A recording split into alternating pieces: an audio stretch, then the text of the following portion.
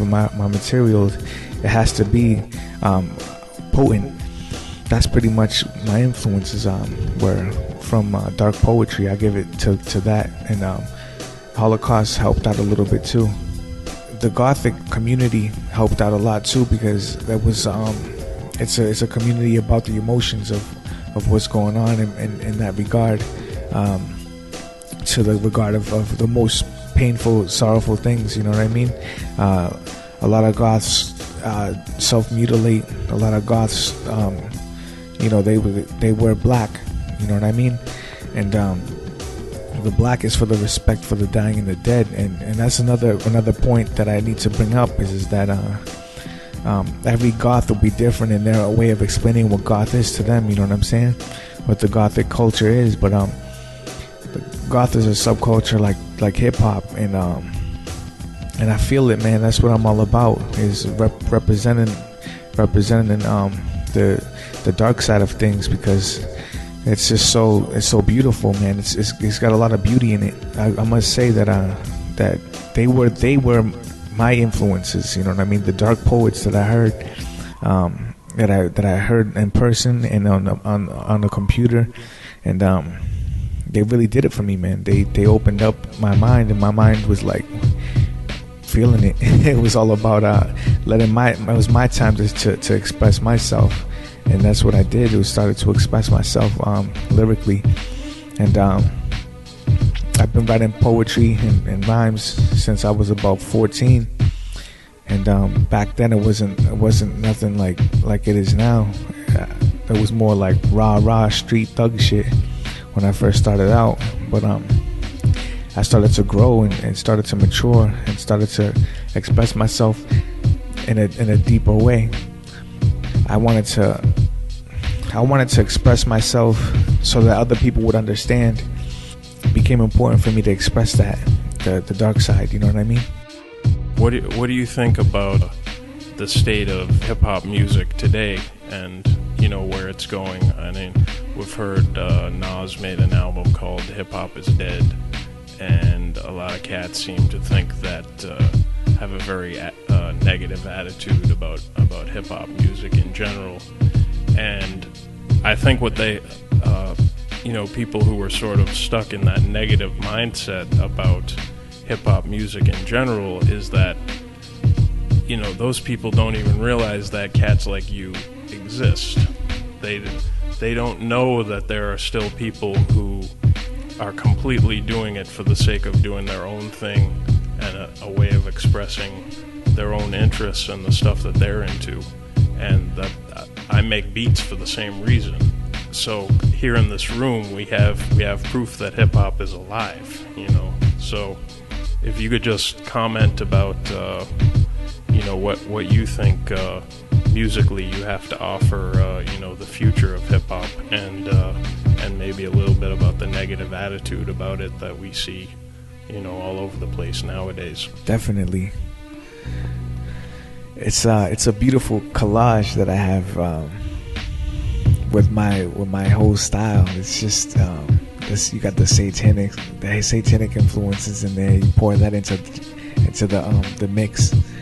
You got the Gothic community and Gothic influences.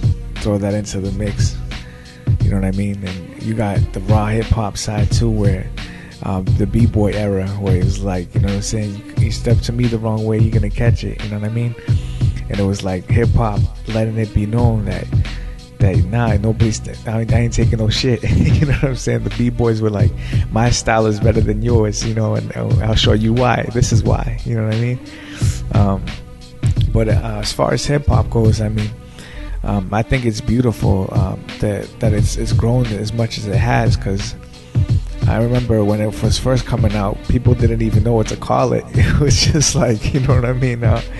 It was just music, and we created a genre, and now we have different genres in that genre.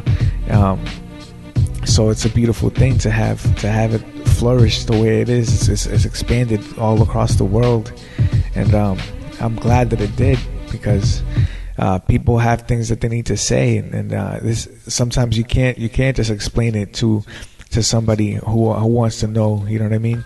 So you say it in a song. Sometimes, you know what I mean, a friend of yours might get murdered, and you don't want to say to the police who did it, but you make a rhyme about it, and you just express your feelings, your last words to your fans, or to the fans of that person, and that way people understand what happened and have a view about it. But like, the artist has to let it be expressed. He's taking that canvas, and he's putting his touches on it, the final touches, and it's beautiful. You know what I mean? So I respect hip hop. I respect it a lot, and hip hop raised me too. When I was younger, I was listening to Biggie Smalls, Tupac, Big Pun, of course. Rest in peace to all three of them. And you know, listening to all these people, man. ODB, rest in peace, ODB. And you know, just checking it out, man, and trying to see what they were doing, but having my own vision in mind as well, because it's only natural to try to imagine what you wanted to do, to let it come to life in your own way. So as far as hip hop goes, I think that it needs to be respected, man. People are just getting lazy with it, and they're not really making music because they want to make it. They're making it because people want them to make it that way. And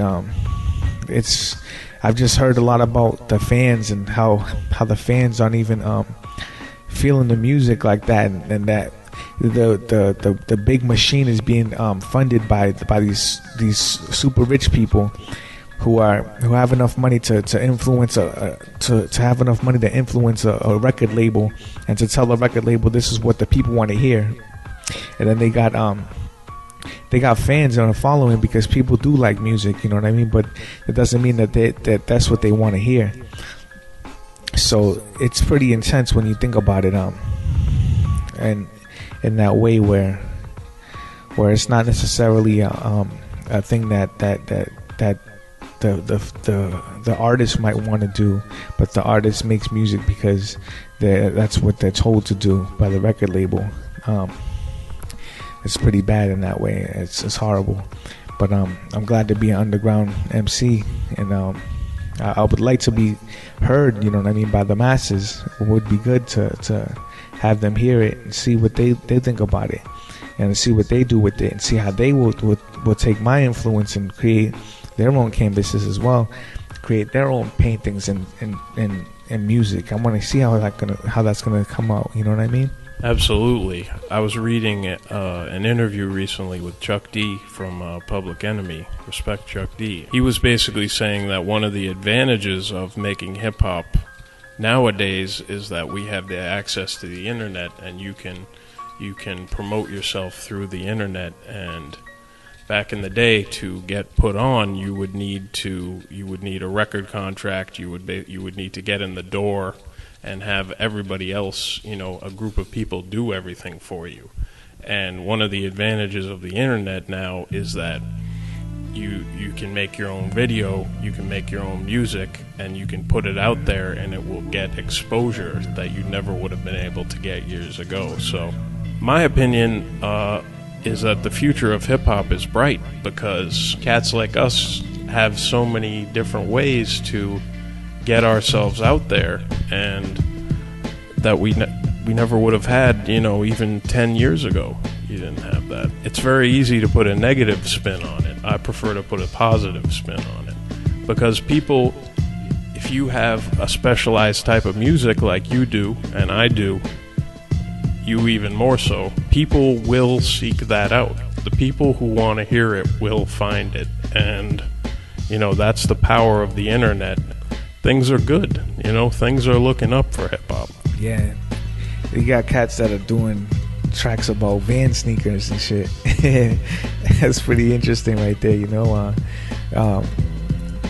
shout out to the pack, man, you know what I'm saying? Shout out to everybody who's trying to make their own paths in hip-hop and just create that buzz, you know what I mean? It's a beautiful thing to see people try to do different things, and seeing skaters and seeing all sorts of different things that you never would have had seen probably. But it's so beautiful to see it all come together, you know what I mean? It is a wonderful thing, and I'm glad to see it at this point in my life right now, because I have a son myself, so I want to make sure that he sees hip hop and what I've done with it, and